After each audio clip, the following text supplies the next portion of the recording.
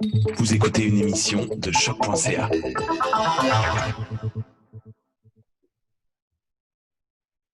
Switch off your television set immediately unless you are prepared to be really terrified.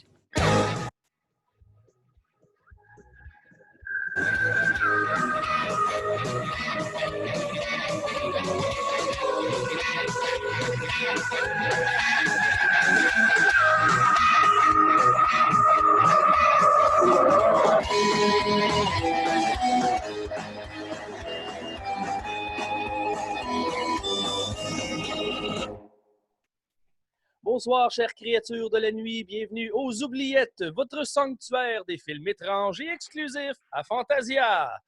Je me présente votre animateur. Je suis rouillé un peu déjà. On dirait que je le sens que je suis rouillé depuis longtemps. Ça va revenir. C'est comme le vélo. Simon Predge. Je suis en compagnie aujourd'hui d'Éric Archambault. Salut. Éric Archambault. Nicolas Arsenault Archambault.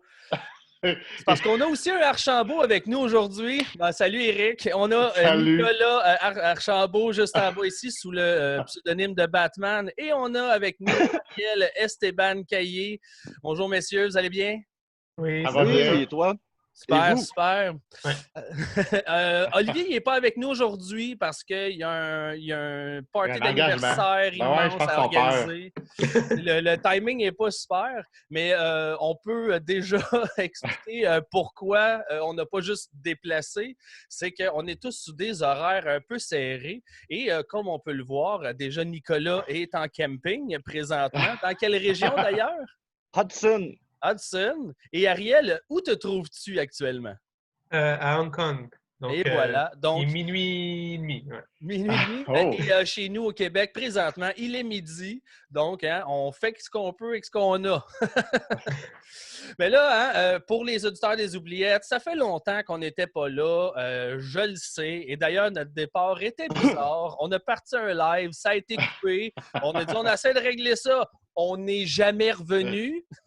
Ça reste du mystère, là. Ben oui. C'était tout arrangé avec le gars des... Ah, clairement. Mais non, mais en fait, la pandémie cause beaucoup de stress, d'anxiété. Moi, j'étais dans le jus. Olivier vivait des affaires. Éric, on lui a pas demandé. Voilà. Mais non, mais bon, finalement, on a décidé de prendre une pause bien méritée. Mais ça, on en reparlera dans un prochain épisode. Oui. On en parlera éventuellement. Pour l'instant, ce qui nous intéresse, c'est le retour cette année du festival Fantasia qui va se dérouler du 20 août au 2 septembre. C'est bien le 2 ou le 1? Non, le 2, hein? Et donc, bien sûr, avec toute la pandémie et tout le bordel dans lequel nous sommes prisonniers en ce moment, Fantasia a dû se revirer de bord rapidement et sera cette année en numérique, en streaming, sur le web. Et bien entendu, on a très hâte d'en entendre parler et c'est pourquoi Nicolas et Ariel sont avec nous aujourd'hui. Donc, messieurs, bienvenue aux Oubliettes. Comment va votre stress en ce moment? Est-ce que vous vous sentez bien ou vous êtes épuisé? On en est où, là? Un peu des deux. Ouais, hein? Mais oui, ça a été un accouchement qui a été, c'est sûr, il faut réapprendre à faire notre job, là. Mais non, je suis confiant que ça va bien se passer, puis on va le découvrir avec vous, là. Nice. Ouais, ça a été, je pense dans l'ensemble, ça a été une année évidemment un peu plus difficile à mettre sur pied. Il y a aussi une grosse période d'incertitude à savoir, on avait commencé à programmer comme d'habitude en fait. On avait déjà plusieurs films. Puis là, du moment que c'est devenu clair qu'on ne pourrait pas avoir une édition physique, bien là, évidemment, toutes les questions d'est-ce qu'on annule, est-ce qu'on reporte, qu'est-ce qu'on fait avec les films qu'on a déjà, avec lesquels on a déjà des ententes? Est-ce même possible de les garder dans le line-up? Fait toute cette réorientation-là, en fait, ça a gobé beaucoup de semaines aussi d'incertitude, d'ajustement, comme Nick dit, de réapprendre à faire notre job pour arriver à on l'espère, une programmation qui quand même on vous mentirait si on vous disait que c'était 100% full pin comme en temps normal, mais au moins, on espère qu'elle saisit quelque chose de l'esprit Fantasia quand même. Ben, moi, je pense que oui, en fait. Là, je trouve qu'il y a quand même, malgré tout, une belle sélection que vous avez réussi à monter. Mais Oui. ça a été quoi le plus gros défi, justement, de la transition au numérique? Bon, d'un coup, votre décision est prise. OK, on va faire Fantasia, mais sur le web, quels ont été les plus gros défis de cette transition-là? Ben, la programmation, c'était très différent. Moi, je deal avec des corporations japonaises puis coréennes. Puis ils sont assez pointilleux sur les droits d'auteur. Fait qu'il y a bien des compagnies que d'entrée de jeu, ils ont juste dit non, ça ne nous intéresse pas. Ah ouais, hein? Ouais. Ouais, je veux dire, d'un point de vue de pure programmation, d'un point de vue éditorial, là, beaucoup, c'est ça, beaucoup de ça, beaucoup de bâtons dans les roues, en fait, d'inquiétude, je veux dire, fondée aussi là, de la part des producteurs, des Absolument. cinéastes, des compagnies, des distributeurs. Mais qui a fait en sorte que c'est ça. Chaque film devient une conversation un peu plus longue où il y a Une différents. négociation plus complexe, ouais. C'est ça, Ouais, ouais. des facteurs aggravants pour chaque truc. Euh, mais bon, ça à la rigueur, on s'y est fait rapidement aussi parce que je veux dire, je veux pas quand tu te fais dire non à tout bout de champ, ça élimine des choses. Ensuite, je te dirais Ça l'autre. affecte le moral aussi, par exemple. Ouais, il y a ça aussi, par contre. L'autre aspect, par contre, je te dirais qui est technique, puis on le vit encore là, en ce moment, de faire sûr que la plateforme la plateforme est correcte, que les choses display comme du monde. C'est tout le workflow, en fait, a été à réapprendre.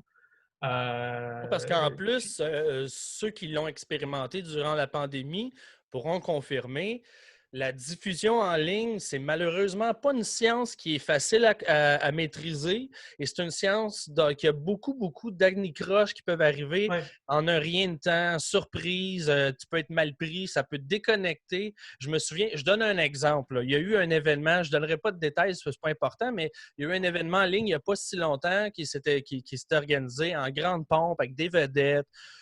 Puis finalement, le live a coupé à mi-chemin parce que celui qui gérait la mise en ligne n'était pas avec eux sur place, mais était en région.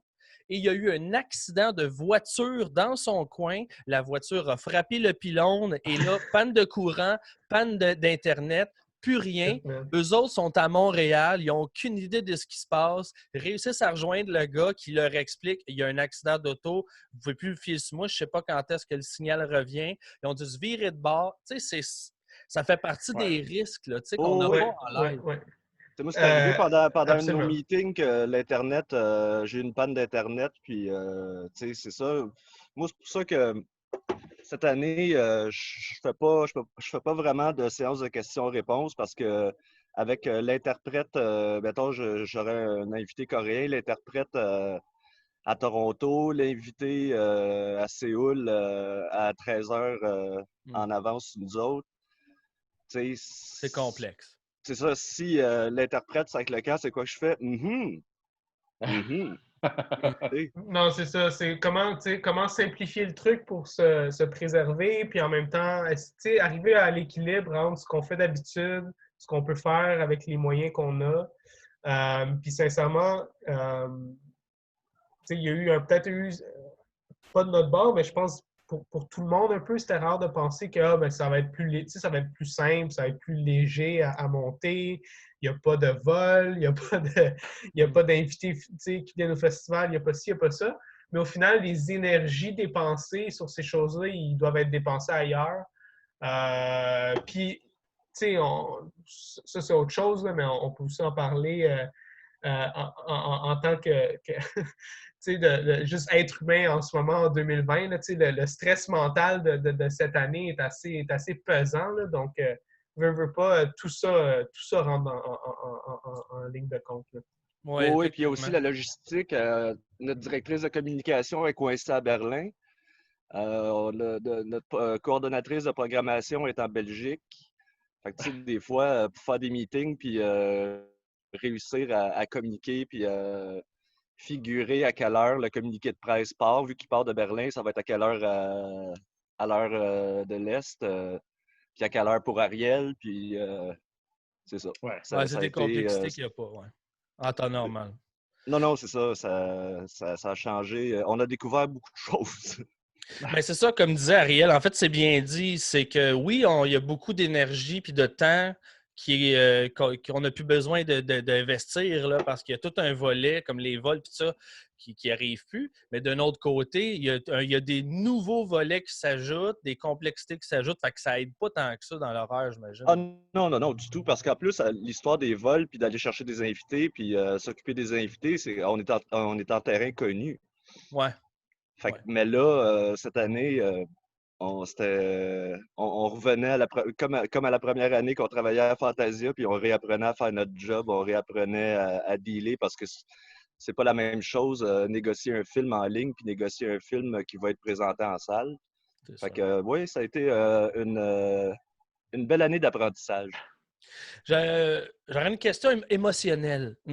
Mais je veux savoir, en Capable! ouais, ça c'est clair. On est tous plus capables. Mais en fait, il faut savoir, justement, quand vous avez fait face à tous ces gens-là qui finalement refusaient d'offrir leur film pour le numérique, est-ce qu'il y a eu un moment au sein de l'équipe, de manière générale, là, sinon vous-même, est-ce qu'il y a eu un moment où vous êtes dit hey, je ne sais pas si on va y arriver. Est-ce qu'on ne devrait pas faire un pas en arrière puis finalement annuler le projet? Y a-t-il un moment où vous avez fait un pas en arrière? Pas de la façon que tu l'entends, je pense, dans la mesure où c'est sûr, comme Nick il disait, là, ça affecte le moral parce que tu te retrouves à pas. Écoute, nous, notre job, c'est d'essayer de vous amener les meilleurs films qu'on peut trouver ou auxquels on a accès. T'sais. Puis du moment que, bon, les portes qui d'habitude nous étaient ouvertes se ferment, mais là, tu te mets à questionner à quelque part, toi, ta propre capacité à faire ta job. T'sais. Évidemment, c'est pas la relation n'est pas aussi simple. Puis là, fait que là, la suite, tu te rappelles évidemment que tout le monde a des intérêts à défendre, à protéger, puis c'est bien normal. Mais fait que pas dans ce sens-là. Je pense du côté du moral, oui, ça a été un peu plus difficile, mais après ça, il ne faut pas non plus sous-estimer la quantité de films qu'il y a avec lesquels travailler. Puis ça nous a permis d'aller peut-être voir ailleurs. Il y a peut-être des films qu'on n'aurait pas montré normalement parce que, par exemple, je pense peut-être du côté asiatique, normalement, c'est comme ils sont trop vieux. C'est des films de l'automne 2019 qui, dans notre workflow, dans notre pipeline, sont un peu vieux. Mais pour vous, je veux dire, ces films-là ne sont pas plus sortis à Montréal, ne sont pas plus sortis au Canada, ne sont pas plus sortis en Amérique du Nord. C'est juste que nous, on marche au beat de l'industrie, tu sais. Fait que ça nous a permis d'aller faire d'autres choix. Puis au final, la programmation s'est bâtie comme ça, tu sais. Il n'y a pas eu de moment de sécheresse, tu sais, comme tu dis. Non. Okay. Shit, il n'y a rien, tu sais. C'est sûr. Ouais.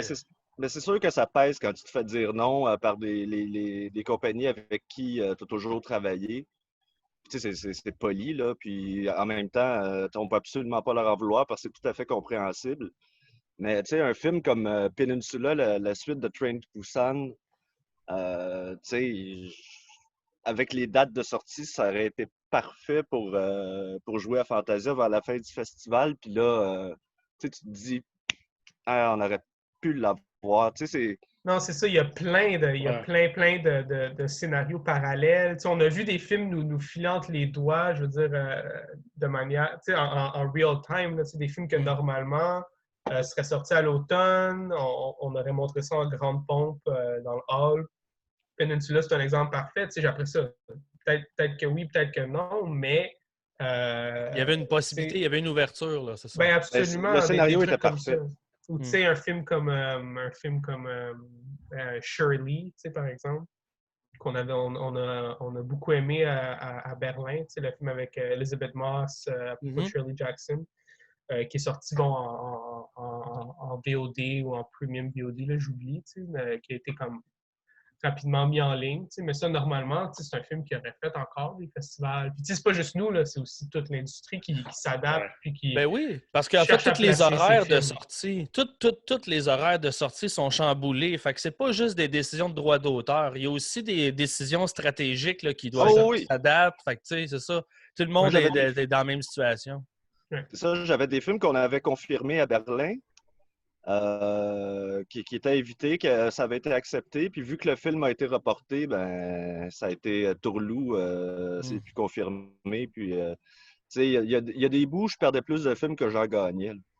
Ouais. J'ai une question, moi, qui me passe par la tête. Là, on parle beaucoup de choses, d'obstacles, de choses négatives, mais est-ce qu'il y a des trucs qui étaient le fun, que vous avez découvert, tu sais, dans le sens qui c'était positif de ce point de vue-là? Ah, tu veux dire dans le sens qu'il n'aurait peut-être Ben, pas trouvé oui. dans le contexte régulier, c'est Oui, ça? excuse-moi. Oui, ma question n'était peut-être pas claire, là, mais c'est quoi Hmm. l'aspect peut-être plus positif de cette pandémie-là pour Y en vous? a-tu un aspect Oui, positif? s'il y en a, Ben, évidemment. c'est une bonne question. Écoute, peut-être, d'une certaine manière, ça reste à voir, là, mais je trouve ça quand même intéressant que tous les films soient un peu sur un même pied d'égalité. Tu sais, dans le sens où, je veux dire, bien sûr, on va vendre des billets proportionnellement aux films comme on le fait, comme ça arrive pour tous les films tout le temps dans la vraie vie. Mais je te dirais, tu sais, cette dynamique hall de sève, puis je ne veux pas aussi qui se reflète sur notre programmation, n'est pas là cette année, tu sais, fait qu'il n'y avait pas ces questionnements-là. Est-ce que ça a affecté notre programmation? Pas nécessairement, mais je te dirais qu'il y a quelque chose d'un peu décomplexant quand tu dis, OK, le film va être en ligne. Puis non seulement ça, moi, ça me faisait vraiment plaisir quand un film acceptait d'être présenté en format VOD, par Ouais. exemple. OK. Parce que là, tu te dis, OK, ça, c'est quand même un game changer. Le film va être disponible tous les jours, à toute heure, pendant 14 jours. Je veux dire, c'est jamais arrivé dans l'histoire de n'importe quel film de notre programmation auparavant. Ouais, ça, c'est cool. Ça, c'est cool. Fait que tu te dis, OK, puis rajoute à ça le fait qu'on va être diffusé à travers le Canada. Tu te dis, OK, là on tient de quoi?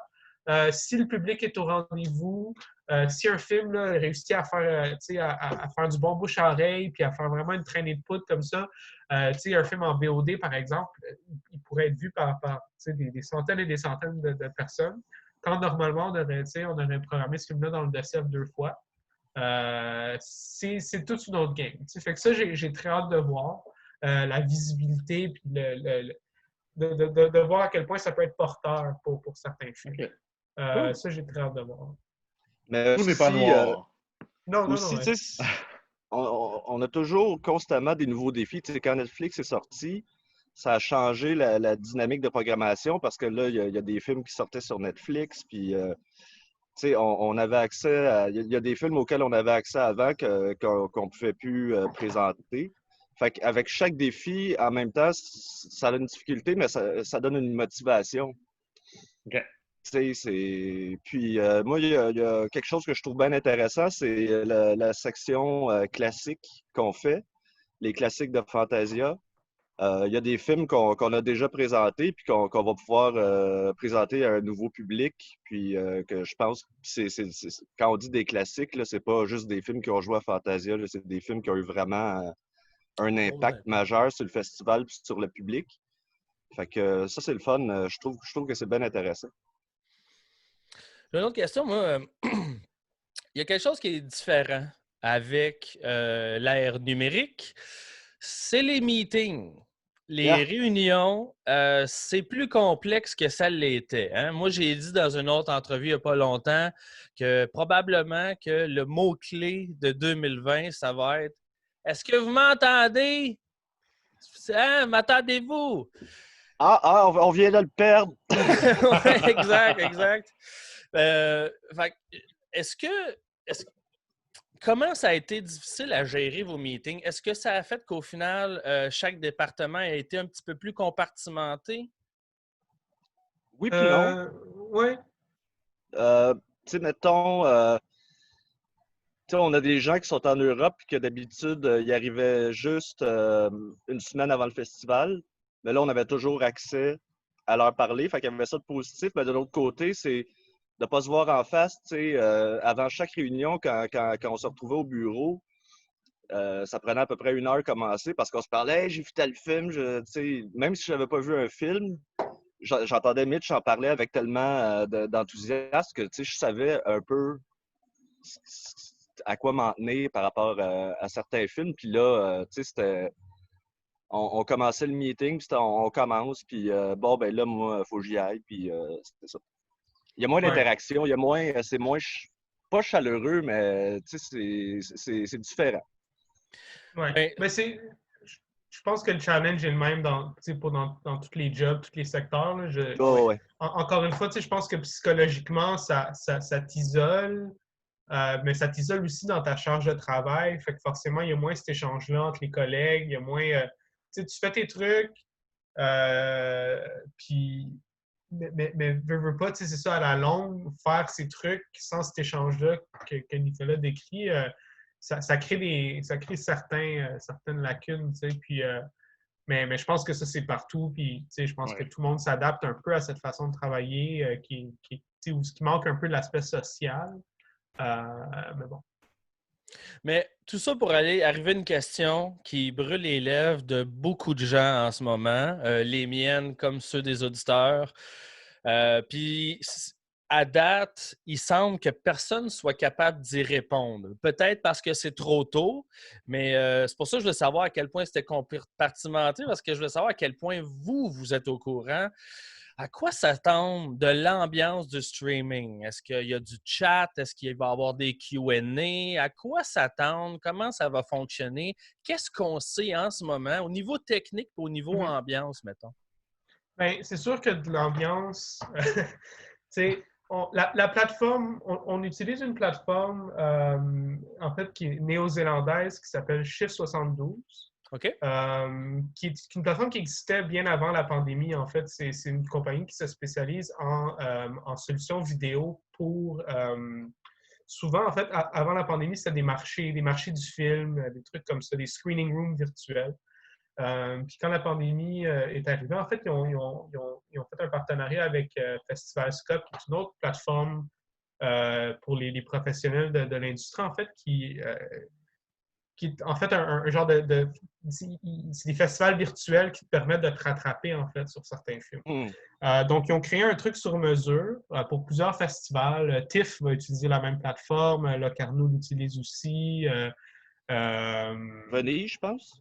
Je ne sais pas pour Venise. Venise insiste à faire un événement. On va voir. Oui, c'est ça. Enfin, c'est rapidement devenu un des nouveaux standards de l'industrie, mais il ne faut pas non plus, c'est ça, il ne faut pas se berner, c'est une plateforme. Imaginez un Shudder, un Netflix, un ci, un ça. C'est une plateforme vidéo qui va être en ligne d'ailleurs lundi, demain. Okay. Où vous allez être en mesure, en fait, de voir toute la programmation, de cliquer sur vos films, puis essentiellement louer les films. Donc, les films qui sont disponibles sur demande à travers le festival vont être disponibles en tout temps. Okay. Puis les films sur horaire vont être disponibles dans leur plage horaire. Donc, il va falloir se timer devant son ordi, sa télé, son application à cette heure-là pour ces films-là. Par contre, pour remédier à l'ambiance, en fait, on a un serveur Discord qu'on a déjà partagé sur nos réseaux puis on va repartager sur nos réseaux. Donc, on invite les festivaliers à s'inscrire. Il y a différents chat rooms. Ils peuvent créer des chat rooms. Les gens peuvent créer des chat rooms par rapport aux films pour essayer de créer une ambiance de communauté, un endroit où les gens peuvent discuter des films qui peut à peu près être l'équivalent du Irish Pub ou du lobby ou peu importe. Après ça, c'est sûr qu'on sait tous comment... la différence entre un bar et un chat room, c'est quand même un gros fossé, mais je pense qu'il va quand même avoir une petite spark qui va se créer là-dedans. T'sais. Mais on n'a pas...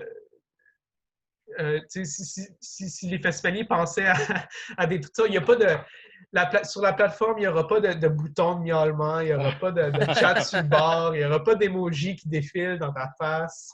Malheureusement, la technologie... il faut aussi comprendre, les projections en simultané, c'est pas des live streams.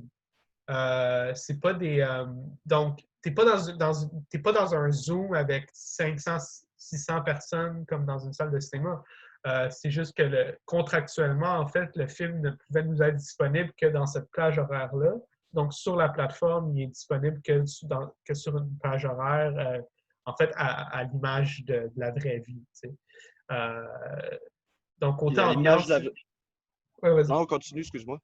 Non, mais c'est ça. Fait qu'il n'y aura pas de, il y aura pas de bouton de air horn puis de miaulement. Mais je pense que ça, c'est pour le mieux. Ouais, parce qu'il va y avoir de l'abus. Oui, Ouais, puis ouais. rien qu'empêche qu'on peut être 4-5, en tout cas 10 maximum, si je ne me trompe pas, avec Ouais, ces non, c'est ça. films, créer sa propre ambiance.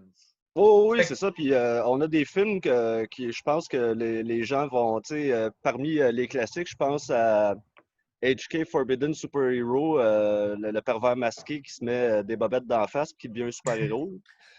Ouais. Puis, C'est tu des sais, ça, films c'est à le genre. regarder en gang, puis à C'est ça, commenter, fort, ben oui. avec un petit verre de rosé, puis, tu sais, je pense que le monde peut se faire une ambiance vraiment le fun.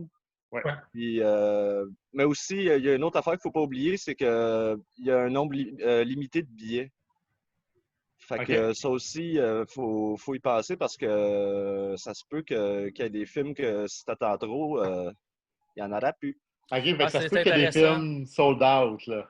Oh Oui, oui, oui, ils ont oui. toute une limite. OK. Tout. OK. OK. Ouais. Ça, c'est intéressant à savoir. C'est bon à savoir qu'il ne faut pas trop attendre, justement. Là. Non, Ouais, c'est ouais. ça. Il y a, ça aussi, c'est des considérations contractuelles. C'est ça. Mais il y a une quantité limitée de billets pour chaque film. OK. Je veux dire, c'est plus de place que dans le hall. Fait qu'on on va rassurer quand même les gens. Là. Oh, oui. Donc, ça devrait aller. Pour la plupart des films, là, ça devrait aller. Puis tu as soulevé quand même un point intéressant aussi. Tu disais, bon, c'est des deals contractuels. On avait accès à ce film-là juste dans ce laps de temps-là et tout ça.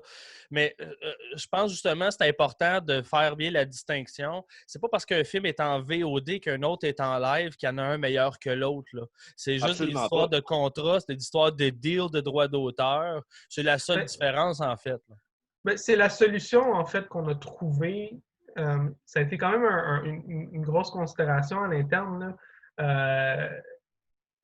Puis ce modèle-là double, en fait, c'est un modèle qu'on n'a pas vu ailleurs. Puis on s'est dit, OK, c'est la solution pour donner le plus possible d'options, en fait, à nos contacts, à nos cinéastes, à nos producteurs, à nos ci, à nos ça, pour essayer de monter la programmation la plus fidèle possible. Tu sais. Parce qu'au final, imagine-toi un scénario où la moitié, où ces films-là ne seraient pas dans la programmation pour cette raison-là. Donc, on a décidé d'y aller avec un modèle un peu qui n'est pas hybride au sens cinéma virtuel, mais qui est hybride au sens du format de projection virtuel pour se donner le plus d'options possible, en fait. C'est cool, OK. Là, cette année, on peut commencer à parler de la programmation. Cette année, là, on aurait eu des grands invités. Finalement, c'est nous qui allons aller les voir chez eux en Zoom. Mais John Carpenter, parlez-moi donc un peu de John Carpenter qui va nous offrir un masterclass. Ben, en Oui. fait, oui. Ben, tu sais, on s'attend là, brièvement, mais Oui. qu'est-ce que vous en savez, en fait? Il n'y a pas grand-chose à présenter. Ça va être John Carpenter. Ce qui est le fun, c'est qu'il va nous présenter un de ses singles, en fait, musicaux. Puis, la dynamique aussi, ça va être en fait une remise de prix comme on fait d'habitude. Donc, un Lifetime Achievement Award, mais Un virtuel. prix de carrière. Un prix de carrière, c'est ça. Donc, ça va être vraiment le fun. J'ai hâte de voir personnellement ça donne quoi John Carpenter chez lui en Zoom. Donc, ça va être cool. En même temps, il est venu à Fantasia, je pense, en 98. Pour Vampire, oui. Ouais. Mais là, c'est ça. Vas-y, Eric, vas-y. On n'avait pas de partir en même temps. Est-ce qu'on est trop excité? J'allais dire, c'est gratuit, ça, en plus. Oui, c'est ça. Je ne me trompe pas. Donc, ça va être pour les masterclass, les Q&A, on utilise Zoom, format webinaire, en fait. Donc, pour ce qui est des Q&A, les liens vont être partagés sur la plateforme Donc, les projections live vont avoir des Q&A après, où les gens vont être invités en fait à cliquer sur le lien puis entrer dans Zoom comme un Zoom. C'est juste qu'avec webinaire, il y a moyen de, il y a les hosts. Ouais, séparer les deux, là. Ouais, on ne verra pas tout le monde chez eux. Ouais. Puis les intervenants. Donc, ça, c'est vraiment pratique. Puis, même formule pour les classes de maître. Par contre, pour une classe de maître comme celle de John Carpenter, il y a un pré, il faut s'inscrire, en fait. Donc, ce ne sera pas un lien qui va circuler à tout va, mais il va falloir s'inscrire. Puis, encore une fois, les places sont limitées, mais ça reste d'être assez vaste. Oui. OK. Je sais que c'est moins votre volet, mais j'ai remarqué qu'il y avait quand même beaucoup de conférences intéressantes cette année, plusieurs invités intéressants qui vont venir nous parler justement dans ce concept-là de Zoom en conférence. Est-ce qu'il y a des trucs qui ont attiré votre attention, que vous avez le goût d'attirer notre attention vers « manquez pas ça » ou « ça va être le fun ». Non, OK, parfait. Mais c'est ça, comme je disais, c'est moins votre département. Là. Je prenais une chance. La voit. Ouais. Mais c'est sûr que aussi au niveau de tu sais, l'hommage à José Mojica Marin, c'est... Coffin Joe, ben oui. Ouais, Coffin Joe, ça va être vraiment intéressant. Puis on a même un party de fête, je me souviens plus de qui. Fait que ça va être... tu sais, je pense que le monde va pouvoir avoir l'impression d'être dans un festival quand même. Là. Ça, c'est cool. Ouais. All right, OK. Ben, de toute façon, les conférences, moi, je vais en avoir beaucoup. On va en reparler au cours des semaines qui suivent avec les oubliettes. Fait que vous inquiétez pas, on aura l'opportunité d'en jaser plus. Mais là, bon, lançons-nous dans votre volet, hein, le cinéma. Vous êtes d'ailleurs beaucoup dans le cinéma asiatique. Ariel, tu es aussi à la tête du volet Caméra Lucida. Donc, en fait, je commencerai peut-être avec ça, Ariel. Moi, c'est un volet que j'aime beaucoup à chaque année, Caméra Lucida. J'aimerais ça que tu nous le présentes puis que tu nous présentes un premier coup de cœur, mettons, pour cette année. Bien sûr. La section cette année, malheureusement, elle a dû être réduite un petit peu. Donc, on présente 6 films au lieu de 10 à 12 comme dans les années précédentes. Par contre, j'ai essayé de bâtir quelque chose d'assez éclectique en termes de genre, de ton. Je te dirais que à mon avis, il y a 2 pièces maîtresses. Le premier film s'appelle Time of Molting. De Sabrina Mertens. Ça a été un coup de cœur de début d'année. On l'a vu, le film a eu sa première internationale à Rotterdam. Okay. On l'a vu peu de temps après. Puis je vous dirais, tu sais, dans la lignée des films que j'ai pu programmer dans le passé, des trucs comme Lose, des trucs vraiment, tu sais, des premiers films là, qui te jettent à terre, c'en est un. C'est aussi, en fait, je ne sais pas ce qu'ils mettent dans l'eau en Allemagne, là, mais ça aussi, c'est un film de fin d'études, c'est un film de thèse. OK. Wow. Puis c'est... en fait, c'est, c'est très à propos, c'est très en termes de ce qu'on vit en ce moment, c'est sur l'isolation puis la déconfiture graduelle et mentale d'une jeune fille, en fait. Okay. Sur une très longue période de sa vie. Ça commence dans les années 70, puis c'est une jeune fille assez normale. Elle vit dans une famille qui a tout l'air normal également. Mais tranquillement, tu sens qu'il y a quelque chose qui cloche.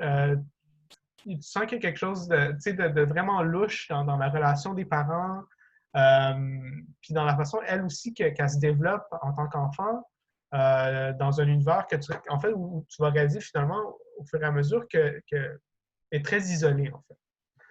Time of Molting, évidemment, molting, c'est l'acte de perdre sa peau, mais il y a aussi une connotation de pourriture, de moisissure. Donc, il y a ce truc-là, tu sais, très psychologique, très aride aussi. C'est des tableaux.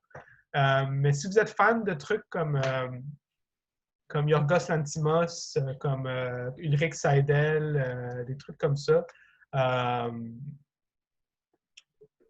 va vraiment venir... Ouais, merci, ça ça va vraiment venir vous glacer le sang, en fait. Puis moi, c'est vraiment un de mes gros coups de cœur cette année, là. Un film super maîtrisé, tout dans l'atmosphère.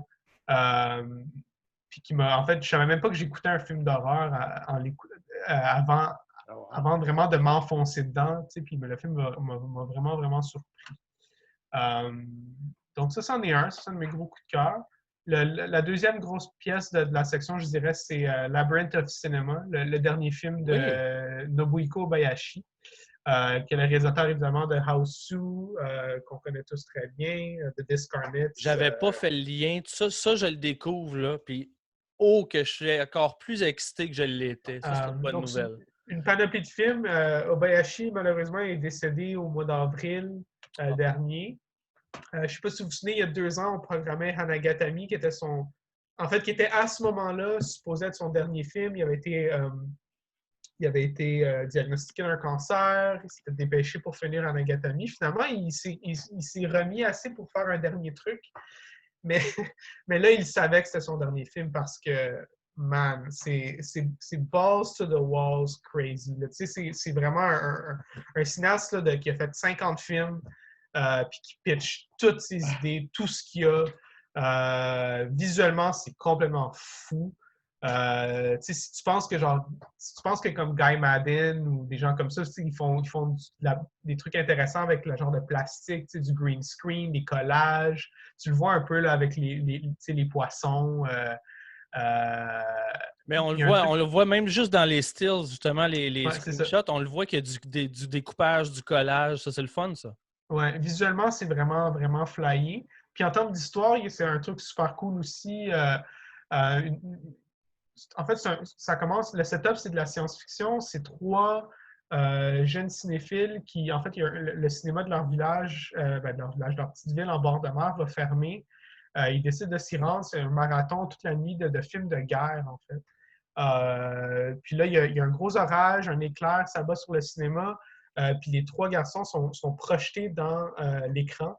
Puis le reste du film devient un genre de périple dans le temps, mais surtout un périple à travers l'histoire impérialiste, l'histoire de guerre du Japon, puis l'histoire du cinéma, en fait, aussi japonais. Donc, le film en tant que tel devient un genre de... En fait, c'est un film très... classiquement humaniste, classiquement du style qu'on pouvait voir après la guerre là, au Japon. Là, donc, anti-nucléaire, anti-guerre. Mais ce qui est intéressant, c'est qu'il tresse quand même le lien entre cette histoire-là. Mais que ce soit le conflit sino-japonais, que ce soit des guerres féodales, jusqu'à la Deuxième Guerre mondiale, jusqu'à la bombe atomique. Mais tout le temps dans le frame du cinéma, fait que tu rencontres Ozu, tu rencontres John Ford, tu rencontres des samouraïs, les kids ils se ramassent en plein milieu de grosses batailles historiques entre shoguns.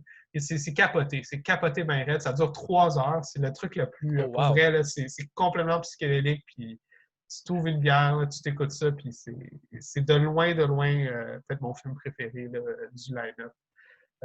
OK. OK, tu piques la curiosité, cool. Ouais. J'y reviendrai à Caméra Lucida ou à toute autre de tes propositions. J'aimerais entendre Nicolas un peu. Qu'est-ce qui... Allô, Nico! Bonjour! Qu'est-ce qui t'a jeté à terre cette année, là? Qu'est-ce que tu as hâte de nous montrer, là? Moi, j'ai bien hâte de montrer Watakoi Love is Hard for Otaku, qui est une comédie musicale. L'année passée, Dance With Me avait gagné un prix du public. Je pense que celui-là a encore plus de potentiel parce que justement, ça parle de la culture otaku. C'est l'histoire d'une jeune femme qui commence un nouveau travail. Puis, elle essaie de cacher que c'est une geek. C'est une geek de manga, de cosplay. Puis finalement, il y a un de ses collègues, elle ne savait pas, mais c'est un de ses nouveaux collègues, c'est un ami d'enfance qui sait absolument tout ça. Puis lui aussi, c'est un otaku. Fait qu'ils font un pacte pour garder ce secret-là parce que pour garder une crédibilité parce qu'ils ont peur du regard des autres s'ils se rendent compte, si les collègues se rendent compte que sais, mettons, elle tripe sur les mangas où des hommes hétérosexuels se livrent à des passions brûlantes, instantanées, sur l'impulsion du moment. Puis, Ouais. c'est un genre vraiment particulier de manga. Fait que, tu sais, tous les gens qui aiment. Puis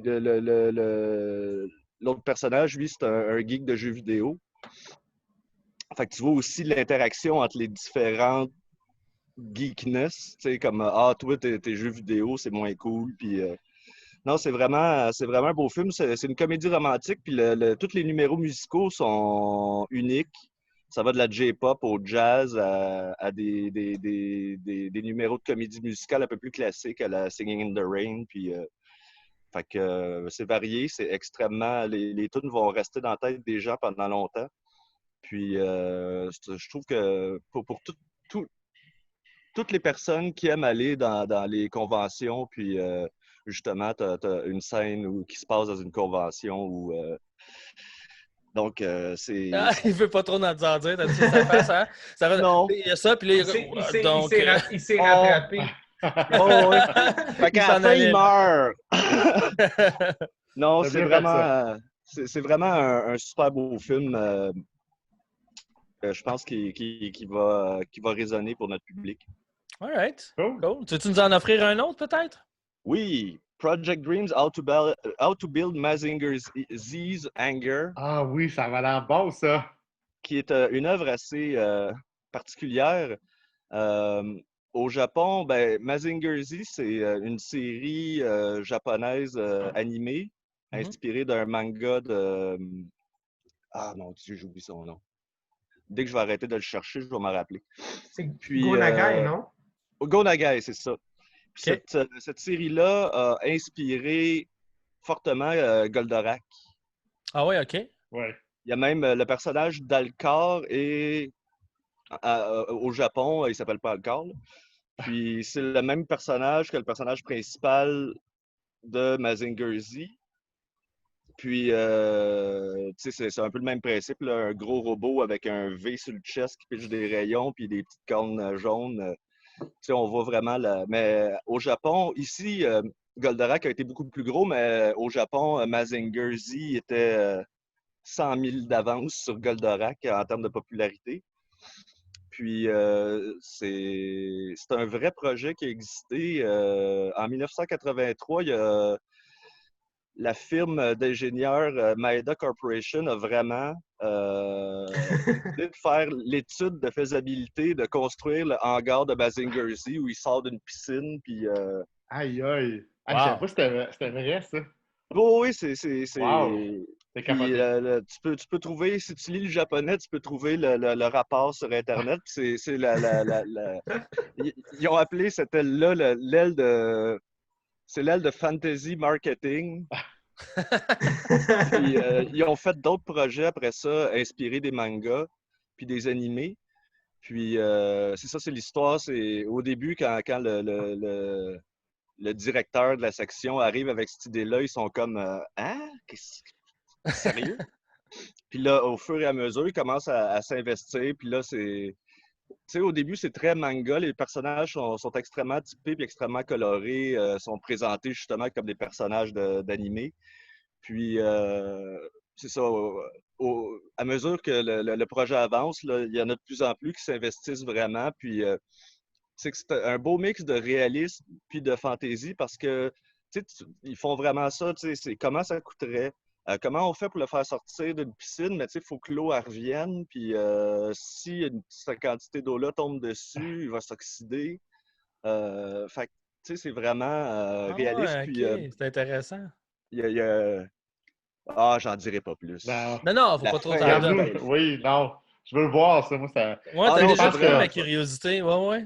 Mais avec la popularité de Goldorak au Québec, je pense que tout le monde qui a aimé ça, Ouais. qui ont trippé, c'est une série culte sans bon sens. Ici, je me souviens quand le coffret DVD était sorti, j'étais allé, on était passé chez Archambault avec Shinsuke Sato, le réalisateur de tant de films qu'on a présentés. Il est venu 3 fois à Montréal. Puis, on avait été là, puis il avait vu ça, puis il disait comment ça que c'est là? Au Japon, c'est mineur, puis c'était le numéro 1 des ventes Hmm. chez Archambault. Fait que. C'est Non, drôle, non, ça. c'est. OK. Ouais. Moi, Ça je trouve va que ça être. va l'air bien, en tout cas. Ah non, c'est vraiment, vraiment le fun.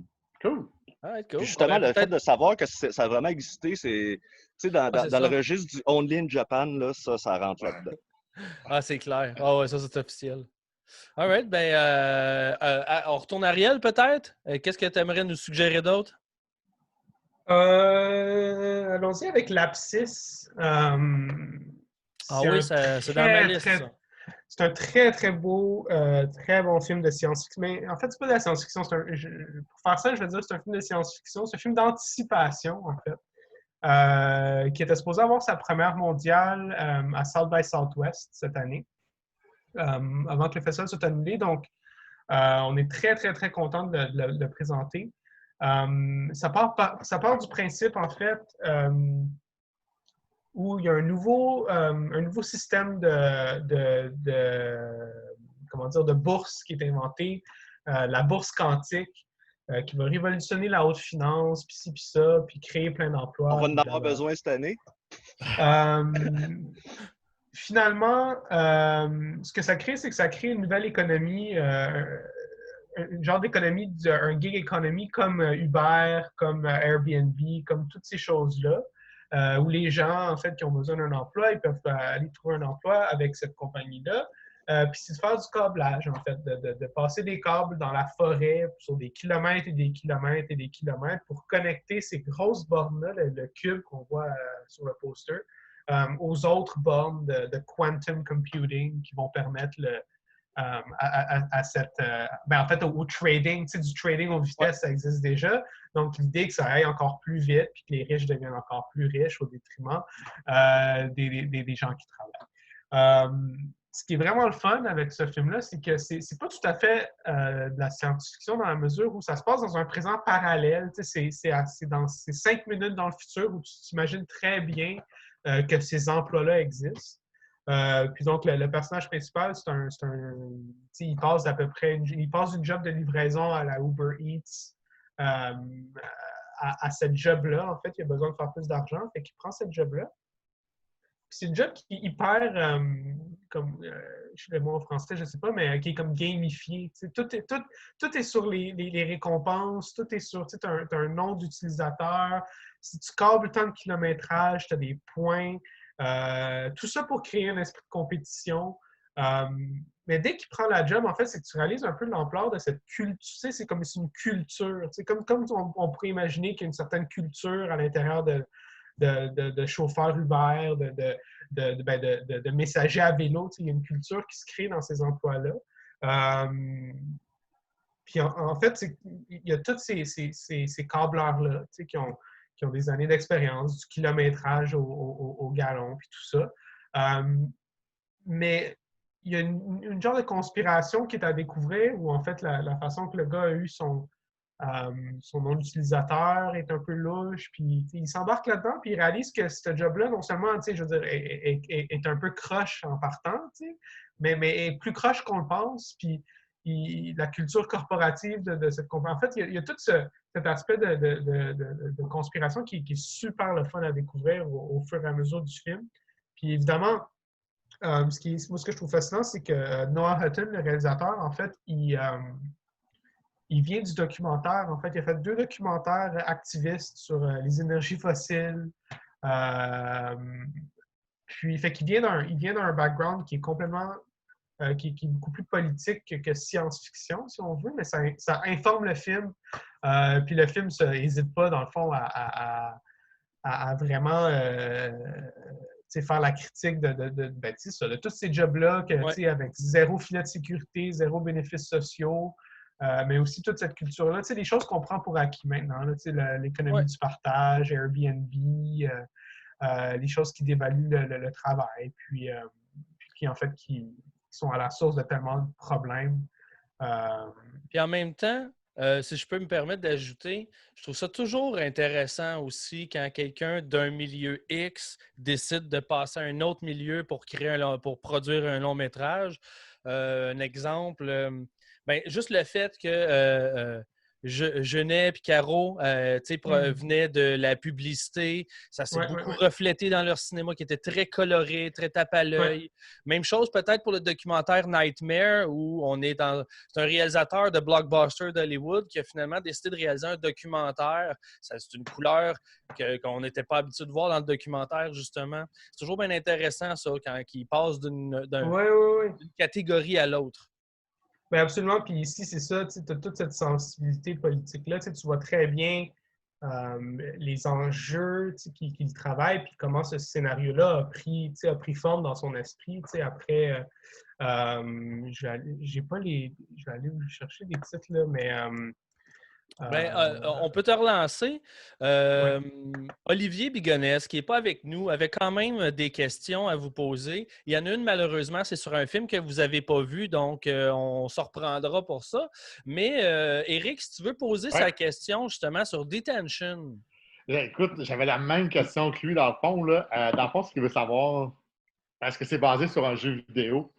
Il veut savoir honnêtement, est-ce qu'on peut s'attendre à un navet genre Fatal Frame ou quelque chose de réussi un peu à la Silent Hill là, dans ces eaux-là ou même Resident Evil qui était quand même pas si mal. Là. Resident Evil, c'est contestable. Oui, ben, je parle de mes goûts à moi. Moi aussi, le premier, j'avais bien aimé. Tu parles aux deux mauvaises personnes là, pour bâcher Fatal Frame, par contre. Ah ouais, ben, il a l'air de ne pas avoir aimé ça. C'est ça qu'il a dit. C'est beaucoup plus... Moi, j'ai adoré Fatal Frame. C'est beaucoup plus Silent Hill que Resident Evil que Fatal Frame. Ben, tu peux... Vas-y, Nick. Ben, en gros, c'est un mélange entre Pan's Labyrinth et Silent Hill, à peu près. OK. Parce que c'est à une époque qui s'appelait la Terreur Blanche. Et c'était c'était dans le fond, c'était un régime totalitaire, puis tu avais la police de la pensée, puis qui vérifiait tout. Puis là, c'est même à l'école où les personnages vont, la police militaire est là pour vérifier quel livre ils transportent. Puis, donc, tous les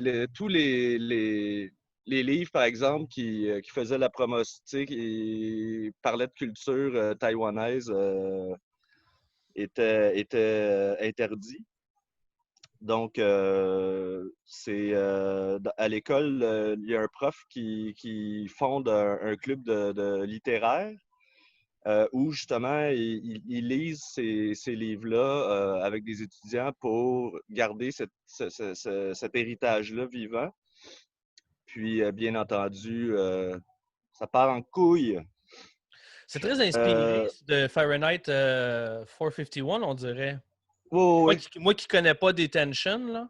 Ben, c'est une vraie période historique dans l'histoire de Taïwan, en fait, qui s'est étendue. C'est ça qui explique, j'ai pas les dates exactes. Là, ça se passe en 1962. Ça se passe en 62, mais la période en tant que telle qu'on dit la période blanche, en fait... c'est l'après-guerre. Après la guerre, ça s'est étendu pendant plusieurs décennies. Ça a été long, oui.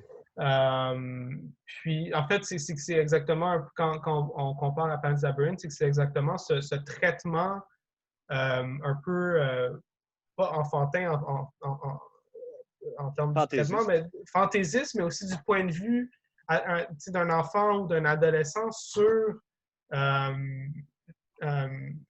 le fascisme, la violence, puis comment, en fait, est-ce que ces personnages-là, en fait, se créent un univers de fantaisie c'est très lugubre pour, en fait, écoper, puis, excuse-moi, pour justement dealer avec cette violence-là. Fait qu'il y a comment dire, ce jeu-là entre la réalité puis la fantaisie du film en tant que tel. Il y a cette ambiguïté-là à savoir est-ce que c'est un monde projeté, une projection, un imaginaire, ou est-ce qu'on est vraiment dans un univers de démons, de fantômes, de ci, de ça, ou est-ce que les démons, les fantômes, effectivement, c'est pas le régime qui est en place, en fait. Oui, c'est ça. Est-ce que les monstres sont imaginaires ou humains, finalement? Ouais. Est-ce que vous avez joué aux jeux vidéo par hasard? Ou, Non. Non, je on vais, connaît je vais juste essayer d'y jouer avant le film. on connaît juste de réputation. OK. C'est C'est un jeu indépendant. indépendant, je pense. Oui, c'est Je pense ça. que C'est un oui. jeu indépendant qui a eu énormément de succès. Ah oui, il a pété le box-office à Taïwan. OK. Fait Ben, que, Olivier semble l'avoir bien aimé, donc cool. je vais Ah, l'essayer avant c'est de excellent. Puis c'est justement, comme Ariel expliquait, c'est l'horreur de la vraie vie crée l'horreur fantaisiste. OK. Un peu, c'est ça comme dans Pan's Labyrinth. Puis là où ça rejoint Silent Hill, c'est que t'as vraiment une créature quasi inarrêtable qui est absolument monstrueuse. Puis, tu sais, t'as des esprits. Puis OK. l'école se transforme comme ça devient tout délabré. Puis la direction artistique est vraiment efficace. Les éclairages, tout ça, ça fout les jetons à plusieurs moments. Puis, tu sais, t'as l'aspect aussi, tu sais, quand ils ramassent quelqu'un, ils mettent un sac sur la tête, puis tu sais qu'ils s'en vont se faire tirer d'en face. Je suis désolé, mais c'était ça. Puis, fait que t'as toute cette imagerie-là qui se transmet dans le monde fantaisiste lugubre. Puis, en tout cas, j'ai trouvé ça génial. Puis, moi, je pense que c'est un des meilleurs, sinon la meilleure adaptation de jeu vidéo que j'ai vue. Puis, Oh! je sais que ça m'est déjà arrivé de dire ça, puis que ça n'a pas fait l'unanimité, mais celui-là a été choisi à Rotterdam, pour vous donner une idée, qui est un des plus gros festivals au monde, un des plus prestigieux. Il a gagné le prix spécial du jury à Fantasporto. Il a gagné une tonne de prix aux Golden Horse, qui sont un peu les Oscars de Taïwan. Donc, c'est vraiment une valeur sûre. Puis l'actrice principale, Gingle Wang, si je ne me trompe pas, est vraiment fantastique. Cool! Ah, ça, j'ai hâte. Il y a vraiment l'émotion se mêle à l'horreur. Puis, tu sais, tu as un aspect coming of age aussi. C'est un film qui est extrêmement riche. OK. Ouais. Moi, j'en aurais un film qui est dans votre catégorie, je pense, puis qui a piqué ma curiosité. Legally Declared Dead, de Ewan Kim Wai. Est-ce Ah que vous oui. êtes en mesure de me présenter ça? Oui, c'est le fun ce film-là, en fait. C'est un thriller hongkongais, en fait, qui nous a plu, je dirais, parce qu'on retrouve Anthony Wong qui fait ce qu'il sait faire le mieux, c'est-à-dire jouer les je ne veux pas dire psychopathe, je ne veux pas vendre de punch ni rien, mais il joue le Anthony Wong qu'on connaît, qu'on aime de films comme The Untold Story, Ebola Syndrome, des trucs comme ça. Donc, il y a un peu de cet esprit-là du cinéma hongkongais de catégorie 3 qui se retrouve dans ce film-là par sa présence. Alors, on le voit là. C'est lui, ça, c'est ça. Super menaçant, super dégoulinant, vraiment savoureux en termes de performance. Je l'aime beaucoup. Je pense que les fans de cinéma hongkongais aussi partagent cette affection-là. Je sais que King Wei aussi, sur notre équipe, Oui. ça lui a beaucoup plu OK. pour cette raison-là. Mais au-delà de ça, c'est ça. C'est un thriller d'horreur assez croustillant, assez le fun. Est-ce que ça réinvente la roue? Non. Mais, Ça, on est plus dans le bon goodies, là. C'est un film qui réinvente rien, mais qui nous donne ce qu'on a envie de voir quand on regarde ce type de film-là. C'est ça, mais il est vraiment le fun. Puis je pense que les gens vont l'apprécier. Cool. Avant qu'il soit trop tard et qu'on doive rusher ça, je sais qu'Éric, tu dois partir bientôt. Oui. Fait que reste avec nous pour les minutes que tu peux encore. Mais je tenais à te remercier de ta présence aujourd'hui, puis merci de t'être joint à nous. Merci aux deux.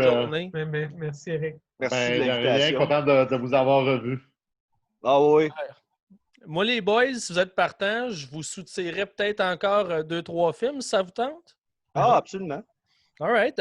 Il y a un volet que j'aime beaucoup, Fantasia, chaque année, puis c'est les documentaires. Vous réussissez, moi je suis très fan de documentaires, puis vous réussissez toujours justement à nous sortir des films qui sortent de l'ordinaire, des fois très geek, des fois très pointus. Y en a-tu un cette année que vous pourriez nous suggérer, mettons? Y en a-tu un qui mériterait notre regard? Moi, mon préféré, c'est Feels Good Man. le film sur Pepe the Frog, qui est un personnage, pour ceux qui ne sont pas familiers, c'est un personnage d'un BDiste qui s'appelle Matt Fury, qui, à l'origine, en fait, était une grenouille vraiment inoffensive, un genre de personnage de slacker, stoner, beatnik, c'est pas beatnik, là, mais genre peacenik. Puis son tagline, son truc, sa scène culte, c'est à un moment donné, il pisse, puis là, il s'enlève les pantalons, mais jusqu'en bas. Puis il pisse, puis il est juste comme « Ah, feels good, man ». Puis là, tous ses amis rient de lui parce qu'il pisse avec ses pantalons à terre. C'est ce genre d'affaire-là, c'est niaiseux, c'est le fun. Mais il y a quelque chose qui est arrivé au courant des années 2000, en fait, où ce personnage-là s'est vu complètement récupéré, en fait, en premier lieu par la culture des memes, sur 4chan, par exemple, puis il est devenu un meme assez rapidement. Mais ce film-là va, en fait, tracer la trajectoire de comment ça l'a complètement dégénéré, puis comment, en fait, Pepe the Frog, au courant des années 2010 jusqu'en 2016, l'élection de Donald Trump, est devenu en fait un symbole de l'extrême droite aux États-Unis, du alt-right, jusqu'à devenir un genre de truc, le symbole d'une sous-culture entière. Puis le film est intéressant parce que non seulement il parle de cet aspect politique, réel, politique-là, mais aussi de comment la culture des memes, comment le alt-right sur Internet, comment une culture de l'irrévérence de l'Internet a pu influencer la politique américaine. Par moment, on parle même d'un truc, un concept qui s'appelle le meme magic. Il y a des gens qui croient que dès que tu crées des memes assez puissants, que tu les dissémines aux bons endroits sur Internet, ça va influencer les gens, la pensée, puis par conséquent, les événements historiques comme les élections. Fait qu'il y a tout un truc avec ce personnage-là. Mais évidemment, le cœur du film, c'est Matt Fury qui voit tout ça se dérouler puis qui se dit « OK, ça n'a pas de bon sens, il faut que je fasse de quoi. » Oui, hors de son contrôle, c'est ça. Ben oui, il faut que je fasse de quoi pour récupérer mon personnage qui est supposé être à peu près, qui représente à peu près c'est la nonchalance incarnée. Puis là, tout d'un coup, j'écoute des taux nouvelles sur le T-shirt d'un tueur de masse aux États-Unis. Fait qu'il y a un truc vraiment fascinant sur, c'est ça, sur la politique américaine, puis aussi sur toute cette culture, notre relation à la réalité, toute la fake news, la culture très, très tribale qui est en train de se développer, mais on le voit en ce moment, des théories du complot très polarisées. Puis comment, c'est ça, une grenouille tout à fait innocente a pu être récupérée au centre de tout ça. All right. Mais c'en est un que c'est sûr que je vais vouloir regarder parce que je veux voir comment une grenouille stoneuse qui pisse avec les culottes aux chevilles a réussi à devenir un symbole de l'alt-right. C'est clair. Mais là, messieurs, question de ne pas vous retenir éternellement, surtout pour Ariel, là, il est passé minuit, pauvre petit. Passé 1 heure, là, probablement. Ouais. J'aimerais peut-être, on pourrait clore avec 1 ou 2 films chacun que vous aimeriez nous suggérer, peut-être? Qu'est-ce qui vous tente? Oui, ben moi, on n'a pas encore parlé de films coréens, puis tu connais mon amour du cinéma coréen. Il y a le film Mi Ennemi que j'ai trouvé extrêmement intéressant. C'est un film vraiment particulier. C'est un premier film. C'est l'histoire d'un couple qui a l'air idéal, qui vit dans un petit village reculé dans la campagne coréenne. Mais la femme, le mari est un professeur. Puis sa femme, c'est une femme au foyer. Mais la particularité, c'est qu'à chaque soir, elle change totalement de personnalité. Et elle a une personnalité différente à chaque soir. Fait que c'est comme un sac à surprise. Puis quand un des villageois décide d'aller s'aîner un peu pour voir qu'est-ce qui se passe chez eux, puis qu'il tombe sur elle qui est en mode championne de judo, puis il sac la volée. Là, les villageois décident qu'elle est trop imprévisible puis elle est trop dangereuse. Fait que le soir, ils vont l'enfermer au grenier puis ils vont mettre une porte grillagée pour. Puis le gars, le matin, va venir ouvrir la porte pour qu'elle puisse sortir. Puis il se passe un accident, puis les deux décèdent dans un incendie. Puis après, il y a un enquêteur qui arrive là-dedans, qui est joué par Cho Jin-woong, qu'on a vu dans Hard Day, un des gros acteurs coréens. Puis lui, il vient enquêter sur l'affaire, puis il se rend compte qu'il y a de quoi qui marche pas. Les villageois disent pas tout. Puis ça devient à un moment donné assez ésotérique. Il ne sait plus s'il est lui-même. Puis il change comme au début, il devient le professeur. Puis en tout cas, je ne veux pas trop en dire. Puis C'est assez. C'est comme un body swap movie, ouais. Ouais, OK. mais qui te prend par surprise, en fait, en termes de la façon que cette prémisse-là, d'habitude, c'est assez clair. Là. Mhm. Une jeune fille et sa grand-mère. Mais là, ça prend cette formule-là, puis ça en fait quelque chose d'un peu plus existentiel ou C'est très philosophique.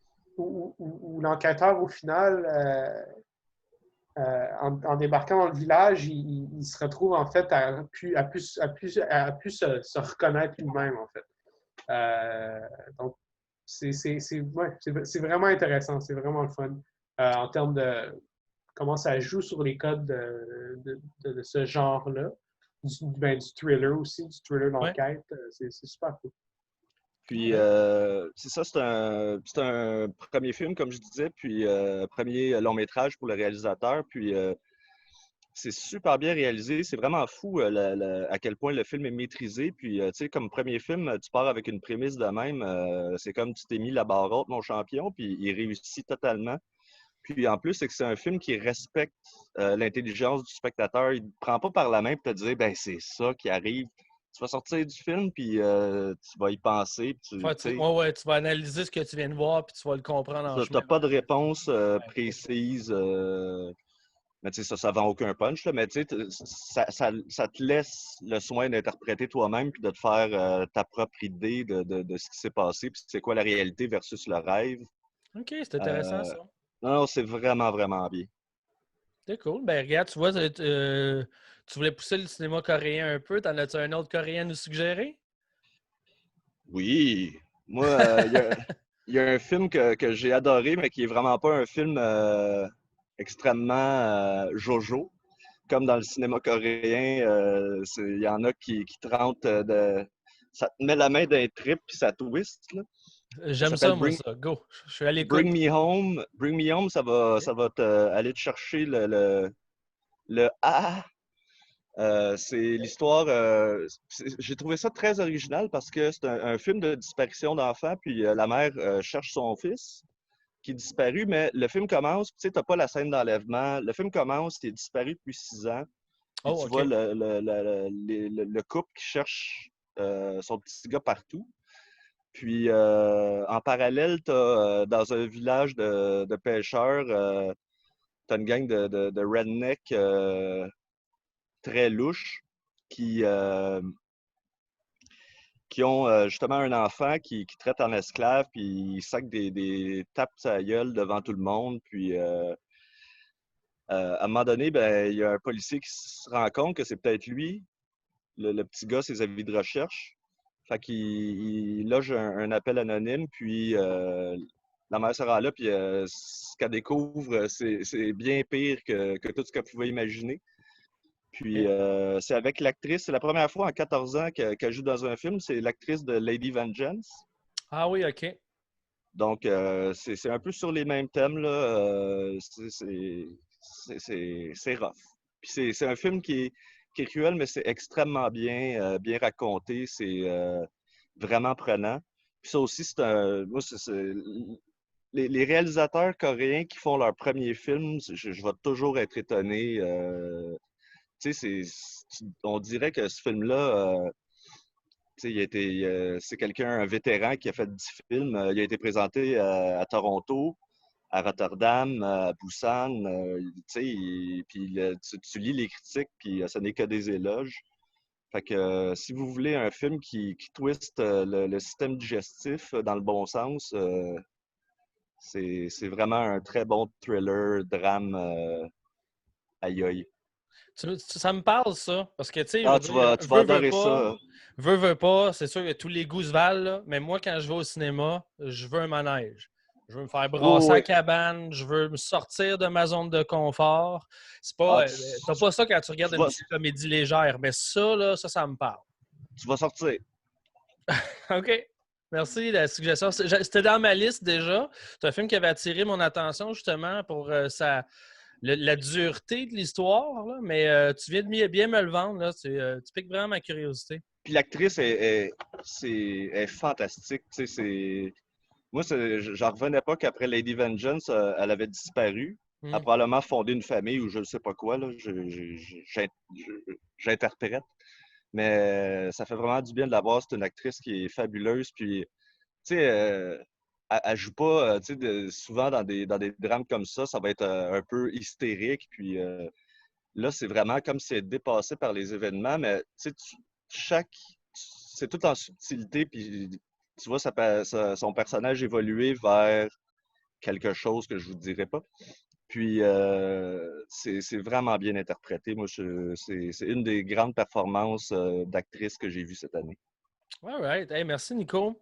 Ariel, veux-tu nous en présenter un ou deux derniers? Ouais. C'est pas un film d'horreur, mais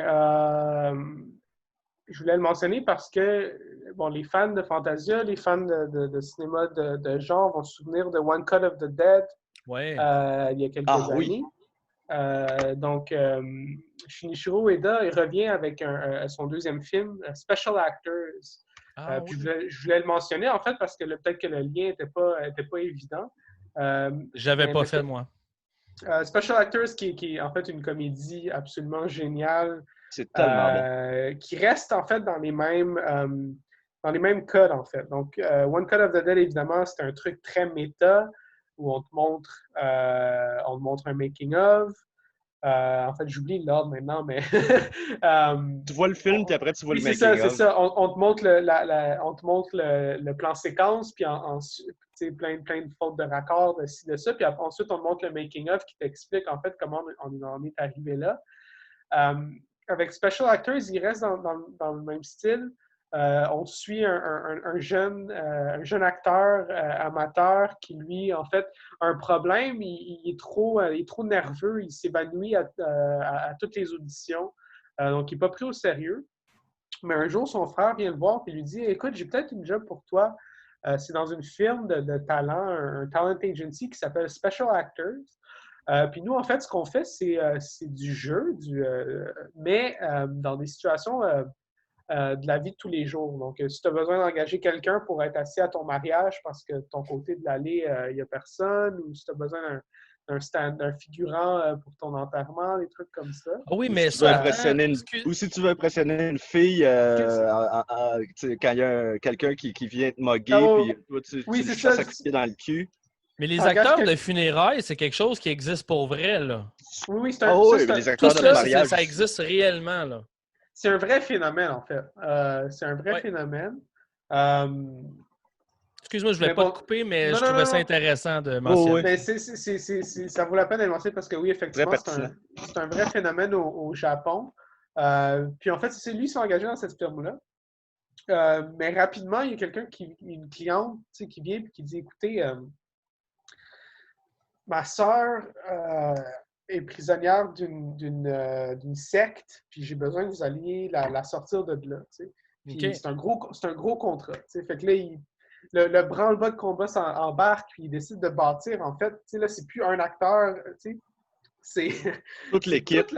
Toute la troupe qui bâtit un genre de gros scénario, un gros subterfuge pour infiltrer la secte, puis puis aller sortir leur cible de la secte. Mais évidemment, c'est tous des acteurs, c'est tous des mauvais acteurs. Fait que comment est-ce que tu joues à l'espion? Comment est-ce que tu joues Fait que la comédie, évidemment, vient de là. Vient du fait que c'est des gens dont leur talent se situe à peu près à je suis assis à des funérailles puis je dis rien. Là, tout d'un coup, ils doivent faire comme si ils font partie de cette secte-là complètement loufoque. En fait, ils vénèrent des bidules puis genre un triangle en forme de onigiri, là, de rice ball japonais. Puis, fait que comme tu peux t'imaginer, là, c'est puissant, c'est complètement, c'est cringe aussi. Tu écoutes ça et t'es comme, oh my god, ils vont-tu se faire pogner, ils sont tous mauvais. Mais étant un film de Shinichiro Ueda, il y a aussi là, des couches, il y a des couches méta. À un moment donné, tu perds le fil de comme, OK, on est-tu dans leur plan, on est-tu dans leur scénario, ou est-ce qu'on est dans quelque chose qui vient de partir en couille, ou est-ce que c'est un dérapage contrôlé, mais t'es comme, mais non, ils ne sont pas aussi smart que ça. Fait qu'à un moment donné, tu perds le fil de la réalité complètement, puis le plaisir du film est là-dedans. Là. C'est vraiment un de mes gros coups de cœur. OK. Ça, c'est une projection en simultané. Donc, on l'a mis très tôt dans le festival. Fait qu'imaginez-vous que ça aurait été un 9 heures dans le hall bien rempli. Oh oui. Puis la qualité d'écriture de ce film-là est hallucinante. Si vous avez vu One Cut of the Dead, chaque détail dans le film, que tu arrives, le zombie vomit, puis tu fais comme ah, le zombie qui vomit. Mais là, après ça, quand tu vois le making-of, chaque détail qui t'a fait tilter, tu vois, puis c'est expliqué de façon vraiment hilarante. Puis tu as la même qualité d'écriture dans Special Actors. C'est vraiment, moi aussi, c'est un de mes films préférés cette année. All right, cool. Ben, je l'avais pas remarqué, je n'avais pas attiré mon attention, celle-là, mais je vais l'ajouter à ma liste, ça me parle, ça va être le fun. C'est le fun. All right. Ben, Ariel, tu peux-tu nous en présenter un dernier? Yes. Dans Caméra Lucida, il y a un film américain qui s'appelle Sanzaru, qui était de la sélection de Slam Dance cette année. C'est un film d'horreur, en apparence assez modeste, je dirais, mais qui est super bien foutu, en fait. C'est l'histoire d'une infirmière à domicile philippine, en fait, qui débarque dans la maison des Reagan au Texas, donc une famille évidemment blanche, avec un nom de même probablement un peu de droite aussi. Puis la matriarche de la famille est mourante. Ben, pas mourante, mais sa démence commence à vraiment la ronger. Puis elle, son contrat, c'est de prendre soin de cette madame-là. Puis évidemment, là, tranquillement, les choses, ils se mettent à dégénérer un peu. Il y a une ambiance super inquiétante qui s'installe. Puis elle commence à entendre des choses, en fait, qui viennent de l'intercom, par exemple. Il y a clairement quelque chose qui se trame dans la maison qu'elle va découvrir en parallèle à la santé défaillante de cette madame-là de qui elle s'occupe. La qualité de ce film est vraiment dans la mise en scène, dans l'atmosphère. C'est un premier film, mais c'est un réalisateur que je comparerais. Bon, il y a toute une vague en ce moment de cinéma d'horreur un peu plus disons, délibéré, un peu plus lent, un peu plus artsy, mais ça fait penser, par exemple, à Ari Aster, Hereditary, Midsommar et compagnie. Ouais. En termes de ce mélange assez adroit entre atmosphérique, mais aussi un peu rétro, des mouvements de caméra très calculés, très délibérés, une grosse atmosphère. La musique est vraiment pesante. Il y a un truc aussi où vraiment la maison prend vie. Puis il y a des trucs, il y a des effets visuels, il y a des effets de... C'est un film qui se joue beaucoup sur le visuel. Il y a des trucs assez mémorables, là, je dirais, assez perturbants, assez dérangeants, excusez, qui font en sorte que ce film-là m'est resté en tête longtemps. Puis je pense que ce réalisateur-là va faire des belles choses, en fait, après ça. Je ne serais pas surpris là, que son prochain, ce soit un film de A24 ou peu importe, là, un truc comme ça, il tient quoi, là. Cool. C'était dans ma liste, en tout cas, ça. Moi, ça. Tu dis que la prémisse, ça n'était pas à tout casser nécessairement, mais au contraire, justement, bien souvent, quand je vois qu'un film, la prémisse est de base, puis qu'on l'a vu 1000 fois, souvent, c'est là que ça pique ma curiosité, parce que je me dis, OK, s'il a décidé de partir avec ça, c'est probablement qu'il s'en va ailleurs avec. Ça, c'est Oui, non, c'est intéressant. ça. Il y a un truc assez classique, tu sais, dans la prémisse, mais en termes de visuel, d'atmosphère, il y a un truc assez prenant. Puis aussi, je trouve que la tension, tu sais, la tension entre la- l'infirmière à domicile, tu sais, puis cette idée-là tu sais, aussi d'une famille blanche, tu sais, qui a quand même de la richesse, tu sais, générationnelle. Il y a une dynamique de classe qui s'installe, tu sais, qui est pas, c'est pas ça le propos du film, mais il y a un truc qui se joue à ce niveau-là, tu sais. Une minorité dans une ville rurale du Texas, tu sais, l'atmosphère d'inquiétude que le film vient créer vient pas juste de l'horreur, tu sais, il y a aussi cet aspect d'un personnage qui se retrouve dans un environnement où forcément est à un désavantage, n'est pas tout à fait confortable. Puis, tu sais, c'est quoi donc le mystère, la noirceur que cette famille-là cache, tu sais, puis pourquoi ce serait elle qui devrait le découvrir, tu sais, c'est comme il y a tout ce truc-là où est mise dans une position qui est un peu terrible. Non seulement elle doit torcher, tu sais, la madame, mais en plus de tout ça, c'est comme, même, t'as toutes tes affaires, tu sais, tout ton bagage familial, tu sais, qui vient avec. Fait qu'il y a cette lourdeur-là que je trouve vraiment intéressante dans le film, en fait. Génial. Ben, merci beaucoup Hey, de je vous peux-tu faire être. un petit en vrac? Ah, ben oui, vas-y. Vas-y, garde-toi. Il y a aussi, moi, un film que j'ai vraiment beaucoup aimé, ça s'appelle Le Kakegurui. C'est l'adaptation d'un manga qui a été aussi, ben, le manga a été adapté en série animée Netflix, qui est très, très, très populaire. Puis, c'est un film sur une école où la hiérarchie est basée sur les talents de gambler. Donc, si tu n'es pas capable si à un moment donné, tu fais un pari puis que tu ne peux pas honorer la somme que tu dois, ben là, tu deviens comme un animal domestique qui se promène à quatre pattes en laisse. OK. Puis, c'est bien plus smart que ça en a de l'air. T'as toute une métaphore sur la société moderne, sur l'appât du gain, la corruption. T'as une élection dans le film qui est très... la démocratie, entre gros guillemets. Là. Ouais. Puis les personnages sont vraiment colorés. L'acting est fait, c'est overacté, là, je vous avertis tout de suite, mais c'est fait en fonction justement que ça a l'air d'un manga. Puis c'est Ouais. vraiment un film qui est beaucoup plus intelligent qu'il en a de l'air. Donc, si vous voulez un film qui est...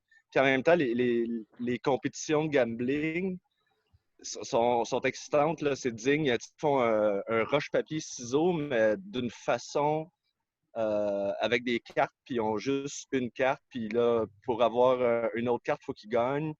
Puis tu as toute la stratégie, puis essayer d'aller deviner. Puis en tout cas, c'est comme un drame sportif. Là. À un moment Ouais. donné, à la fin, tu es comme Ah, vas-tu gagner?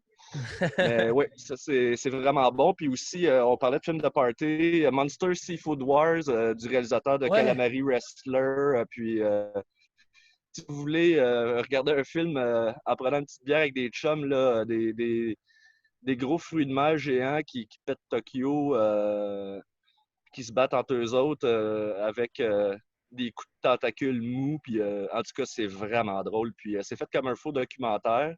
OK. Puis c'est ça. On les voit bien, là. C'est vraiment le fun. Vous pouvez voir le kitsch sur cette image.